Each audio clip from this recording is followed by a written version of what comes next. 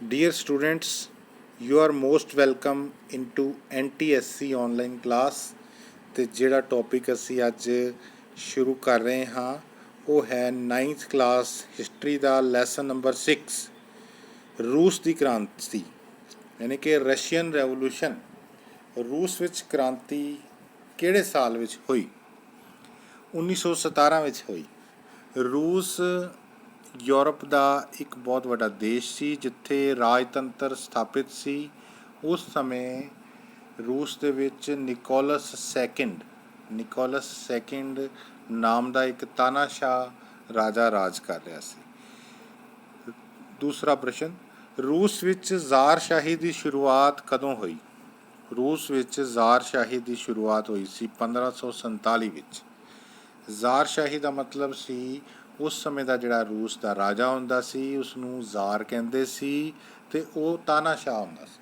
ਤਾਨਾਸ਼ਾਹ ਦਾ ਮਤਲਬ ਇੱਕ ਰਾਜਾ ਆਪਣੀਆਂ ਸਾਰੀਆਂ ਸ਼ਕਤੀਆਂ ਦੀ ਵਰਤੋਂ ਕਰਦਾ ਸੀ। ਨੈਕਸਟ, ਜ਼ਾਰ ਦਾ ਸ਼ਾਬਦਿਕ ਅਰਥ ਦੱਸੋ। ਸੋ ਜ਼ਾਰ ਦਾ ਸ਼ਾਬਦਿਕ ਅਰਥ ਸੀਗਾ ਸਰਵ ਉੱਚ ਸ਼ਾਸਨ। ਨੈਕਸਟ, ਰੂਸ ਦੀ ਕ੍ਰਾਂਤੀ ਤੋਂ ਪਹਿਲਾਂ ਇਹ ਦੇਸ਼ ਖੇਤੀਬਾੜੀ 'ਤੇ ਆਧਾਰਿਤ ਇੱਕ ਉੱਨਤ ਦੇਸ਼ ਸੀ। ਗਲਤ। ਉਸ ਸਮੇਂ ਜਿਹੜਾ ਰੂਸ ਸੀਗਾ ਉਹ ਆਰਥਿਕ ਤੌਰ 'ਤੇ ਕੋਈ ਬਹੁਤਾ ਉੱਨਤ ਦੇਸ਼ ਨਹੀਂ ਸੀ। ਹਾਲਾਂਕਿ ਉੱਥੇ ਲੋਕ ਖੇਤੀਬਾੜੀ ਕਰਦੇ ਸੀ ਪਰ ਖੇਤੀਬਾੜੀ ਦੇ ਤਰੀਕੇ ਜਿਹੜੇ ਸੀ ਉਹ ਪੁਰਾਣੇ ਸੀ ਅਤੇ ਆਰਥਿਕਤਾ ਦੇ ਵਿੱਚ ਖੇਤੀਬਾੜੀ ਦਾ ਕੋਈ ਬਹੁਤਾ ਯੋਗਦਾਨ ਨਹੀਂ ਸੀ। ਉੱਥੇ ਉਸ ਸਮੇਂ ਬਹੁਤ ਗਰੀਬੀ ਸੀ ਅਤੇ ਜਿਹੜੀ ਪ੍ਰਜਾ ਸੀ ਉਹ ਰਾਜੇ ਤੋਂ ਬਹੁਤ ਜ਼ਿਆਦਾ ਪਰੇਸ਼ਾਨ ਸੀ ਕਿਉਂਕਿ ਰਾਜਾ ਪ੍ਰਜਾ ਦਾ ਖਿਆਲ ਨਹੀਂ ਰੱਖਦਾ ਸੀ। ਨੈਕਸਟ, ਹੇਠ ਲਿਖਿਆਂ ਵਿੱਚੋਂ ਕਿਹੜਾ ਤੱਥ ਸਮਾਜਵਾਦ ਦੀ ਵਿਸ਼ੇਸ਼ਤਾ ਨਹੀਂ ਹੈ? ਬੱਚਿਓ, ਉਹਨਾਂ ਦਿਨਾਂ ਦੇ ਵਿੱਚ ਯੂਰਪ ਦੇ ਵਿੱਚ ਸਮਾਜਵਾਦ ਦੀ ਵਿਚਾਰਧਾਰਾ ਫੈਲ ਰਹੀ ਸੀ। ਉਦਯੋਗਿਕ ਕ੍ਰਾਂਤੀ ਤੋਂ ਬਾਅਦ ਜਿਹੜਾ ਸਮਾਜ ਸੀ ਉਸ ਦਾ ਬਹੁਤ ਪਤਨ ਹੋ ਰਿਹਾ ਸੀ ਅਤੇ ਉਦਯੋਗਾਂ ਵਿੱਚ ਫੈਕਟਰੀਆਂ ਵਿੱਚ ਕੰਮ ਕਰਨ ਵਾਲੇ ਜਿਹੜੇ ਲੋਕ ਸੀ ਉਹਨਾਂ ਦਾ ਸ਼ੋਸ਼ਣ ਬਹੁਤ ਜ਼ਿਆਦਾ ਕੀਤਾ ਜਾ ਰਿਹਾ ਸੀ। ਇਸ ਦੇ ਨਤੀਜੇ ਵਜੋਂ ਸਮਾਜਵਾਦ ਦੀ ਵਿਚਾਰਧਾਰਾ ਉੱਭਰ ਕੇ ਆਈ ਤਾਂ ਕਿ ਮਜ਼ਦੂਰ ਵਰਗ ਅਤੇ ਕਿਸਾਨ ਵਰਗ ਦੇ ਹਿੱਤਾਂ ਦੀ ਰਾਖੀ ਕੀਤੀ ਜਾ ਸਕੇ ਅਤੇ ਨਵੇਂ ਕਾਨੂੰਨ ਬਣਾਏ ਜਾ ਸਕਣ। ਹੁਣ ਪਹਿਲੀ ਸਟੇਟਮੈਂਟ ਦੇਖਦੇ ਹਾਂ।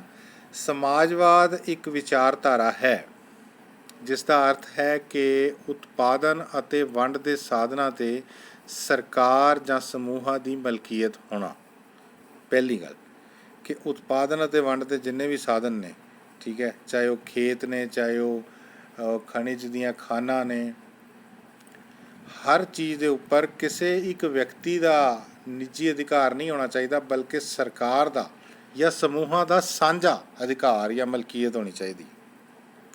ਇਹ ਗੱਲ ਤਾਂ ਠੀਕ ਹੈ। ਦੂਸਰਾ, ਆਮਦਨ ਦੀ ਸਮਾਨ ਵੰਡ ਹੋਣੀ ਚਾਹੀਦੀ ਹੈ। ਜਿੰਨੀ ਇਨਕਮ ਹੋਏਗੀ ਉਸਨੂੰ ਸਾਰੇ ਲੋਕ ਬਰਾਬਰ ਵੰਡ ਲੈਣਗੇ। ਉਤਪਾਦਨ ਦੇ ਸਾਧਨ ਰਾਜ ਦੇ ਨਿਯੰਤਰਣ ਵਿੱਚ ਹੋਣੇ ਚਾਹੀਦੇ ਹਨ। ਉਤਪਾਦਨ ਦੇ ਸਾਧਨ ਯਾਨੀ ਕਿ ਫੈਕਟਰੀਆਂ ਜਾਂ ਖੇਤ, ਜਿੱਥੋਂ ਵੀ ਕਿਸੇ ਵੀ ਤਰੀਕੇ ਦਾ ਉਤਪਾਦਨ ਕੀਤਾ ਜਾਂਦਾ ਉਸ ਦੇ ਉੱਪਰ ਕਿਹਦਾ? ਰਾਜ ਮੀਨਸ ਸਟੇਟ ਗੌਰਮੈਂਟ ਦਾ ਨਿਯੰਤਰਣ ਹੋਣਾ ਚਾਹੀਦਾ। ਚੌਥੀ ਸਟੇਟਮੈਂਟ ਹੈ, ਸੰਪੱਤੀ ਅਤੇ ਆਮਦਨ ਦੇ ਅਧਿਕਾਰ 'ਤੇ ਸਮਾਜ ਵਿੱਚ ਦਰਜਾਬੰਦੀ ਹੁੰਦੀ ਹੈ। ਸੋ ਇਹ ਗੱਲ ਗਲਤ ਹੈ। ਸਮਾਜ ਵਿੱਚ ਸੰਪੱਤੀ ਜਾਂ ਆਮਦਨ ਦੇ ਆਧਾਰ ਨਾਲ ਕੋਈ ਸਟੇਟਸ ਡਿਸਾਈਡ ਨਹੀਂ ਕੀਤਾ ਜਾਂਦਾ। ਸਮਾਜ ਵਿੱਚ ਸਾਰਿਆਂ ਦੇ ਵਿੱਚ ਲਾਭ ਜਿਹੜਾ ਹੈ, ਆਮਦਨ ਜਿਹੜੀ ਹੈ ਉਹ ਬਰਾਬਰ ਵੰਡ ਲਈ ਜਾਂਦੀ ਹੈ ਅਤੇ ਇਸ ਤਰ੍ਹਾਂ ਦੀ ਕੋਈ ਦਰਜਾਬੰਦੀ ਨਹੀਂ ਕੀਤੀ ਜਾਂਦੀ। ਨੈਕਸਟ, ਰੂਸ ਨੂੰ ਇੱਕ ਤਾਕਤਵਰ ਦੇਸ਼ ਬਣਾਉਣ ਦੇ ਉਦੇਸ਼ ਨਾਲ ਜ਼ਾਰ ਨੇ 19ਵੀਂ ਸਦੀ ਦੇ ਅੰਤ ਵਿੱਚ ਤੇਜ਼ੀ ਨਾਲ ਉਦਯੋਗੀਕਰਨ ਸ਼ੁਰੂ ਕਰ ਦਿੱਤਾ। ਠੀਕ ਹੈ ਵੀ।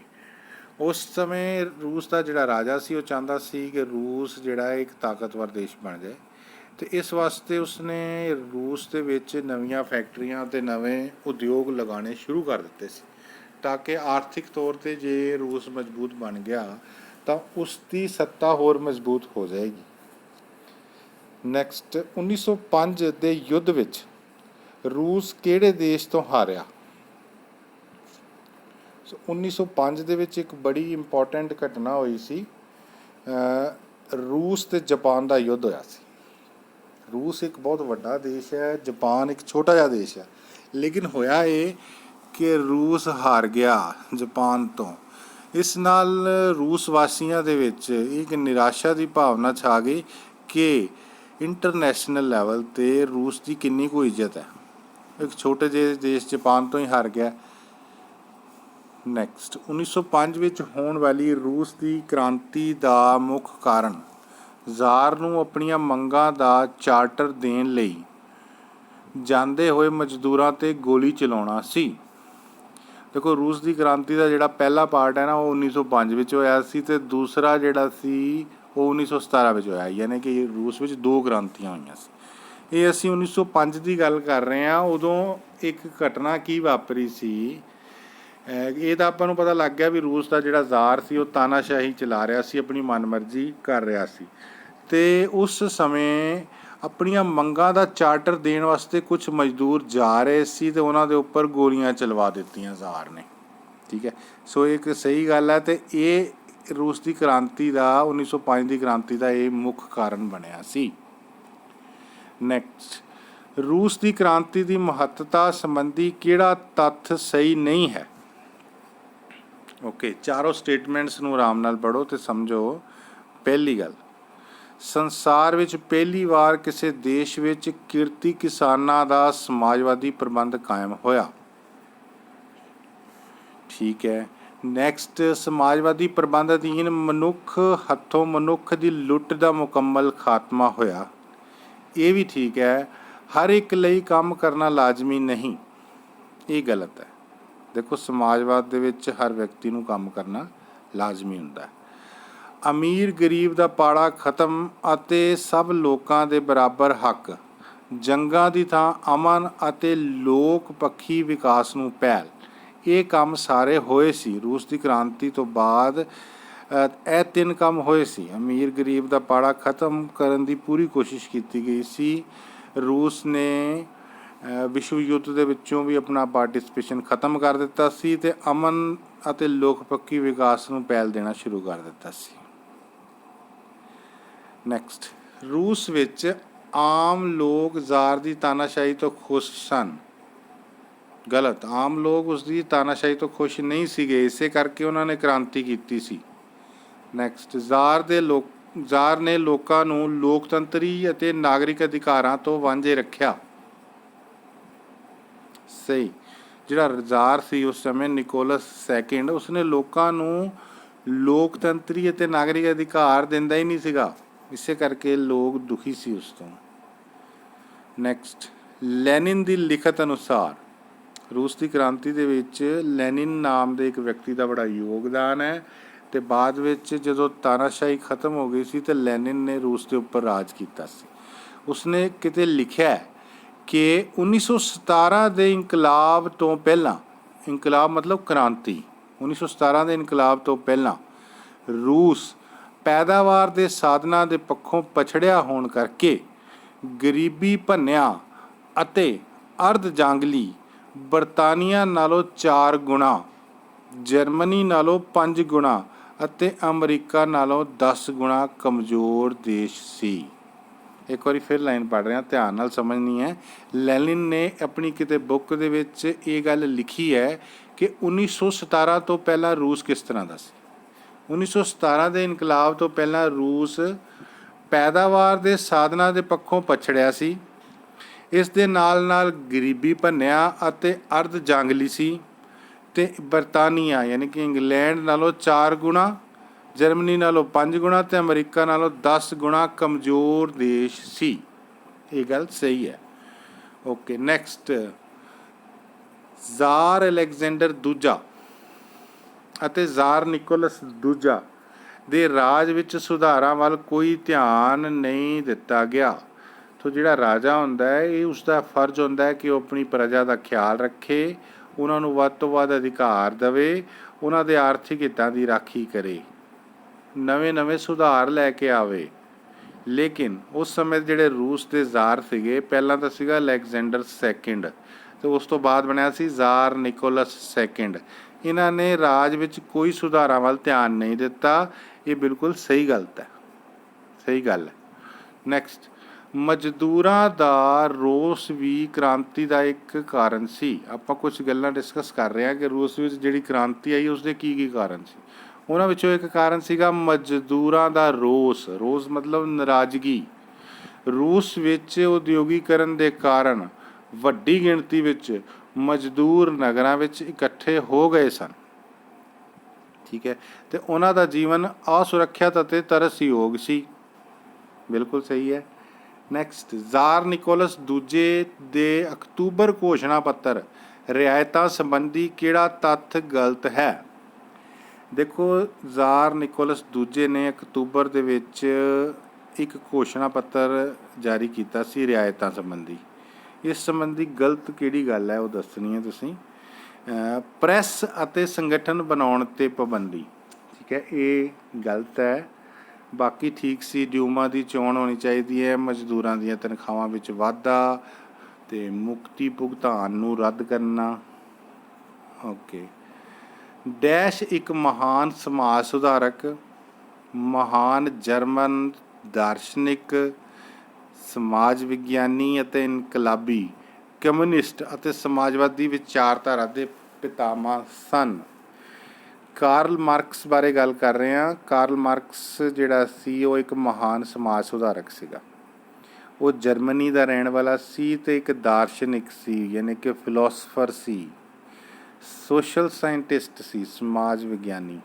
ਅਤੇ ਫਿਰ ਇਨਕਲਾਬੀ ਸੀਗਾ, ਕਮਿਊਨਿਸਟ ਸੀ, ਕਮਿਊਨਿਸਟ ਸਮਾਜਵਾਦੀ ਸੀ। ਸਮਾਜਵਾਦੀ ਵਿਚਾਰਧਾਰਾ ਨੂੰ ਮੰਨਣ ਵਾਲੇ ਨੂੰ ਕਮਿਊਨਿਸਟ ਕਹਿੰਦੇ ਨੇ।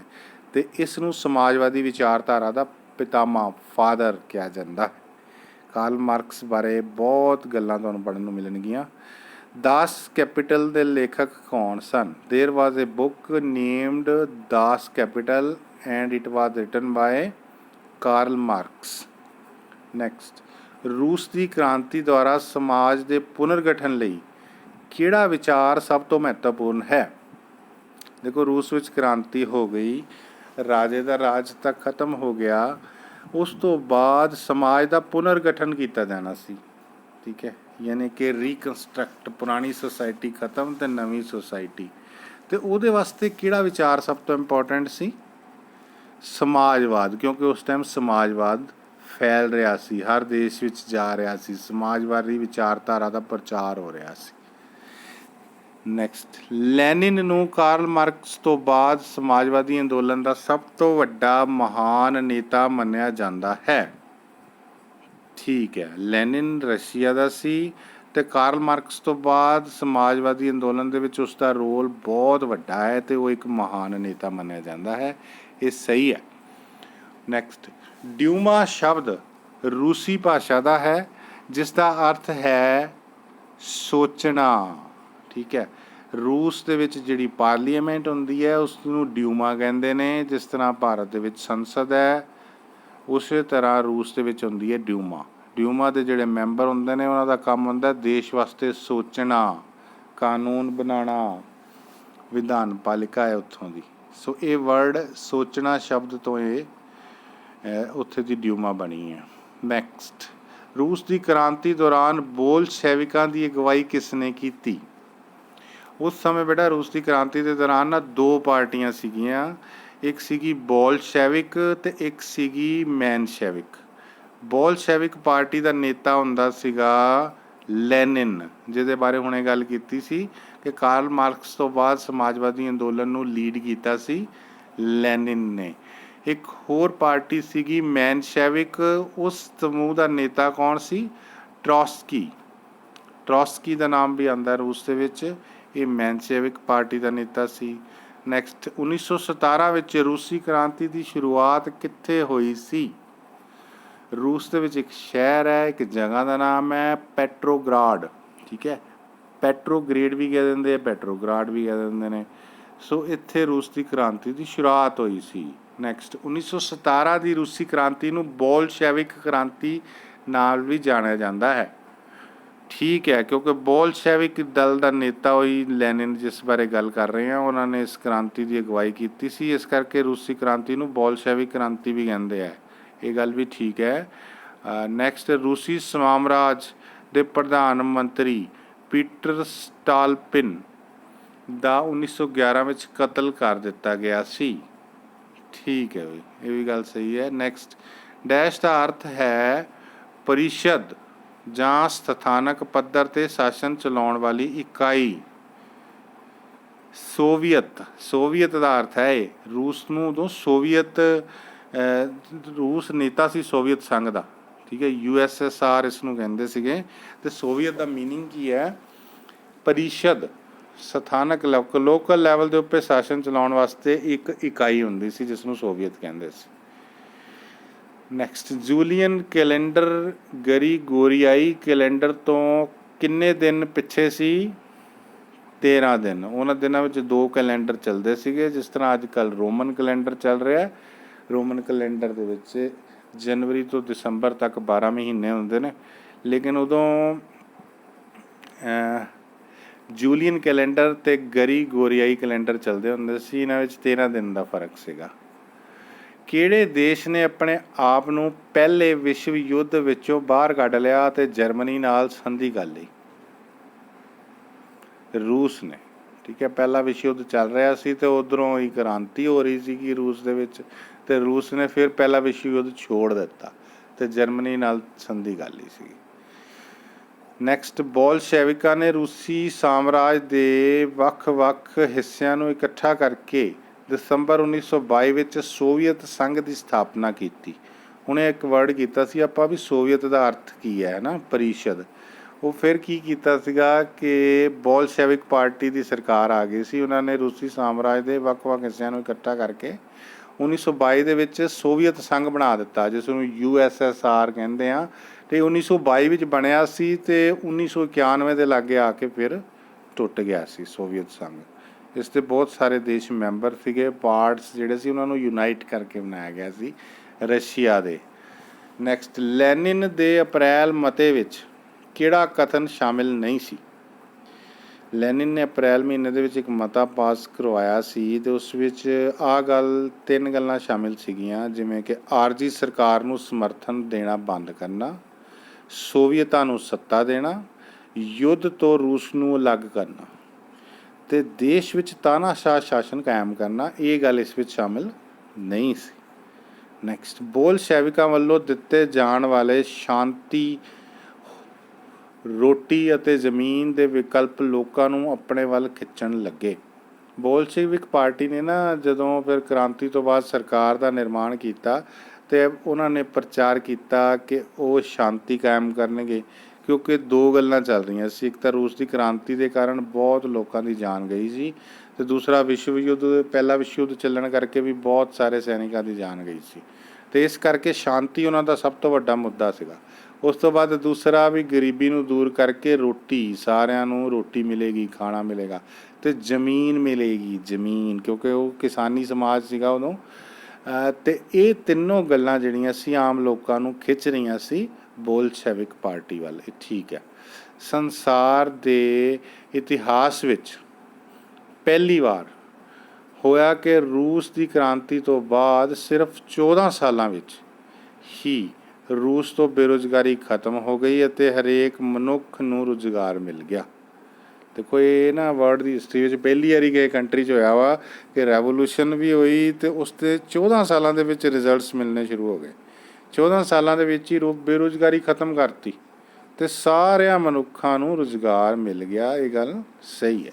ਸੋ ਪਿਆਰੇ ਵਿਦਿਆਰਥੀਓ, ਅੱਜ ਅਸੀਂ ਰੂਸ ਦੀ ਕ੍ਰਾਂਤੀ ਨਾਲ ਸੰਬੰਧਿਤ ਕੁਝ ਪ੍ਰਸ਼ਨ ਉੱਤਰ ਰਿਵਾਈਜ਼ ਕੀਤੇ ਨੇ।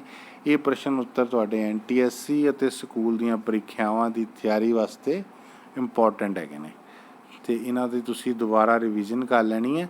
Thank you very much.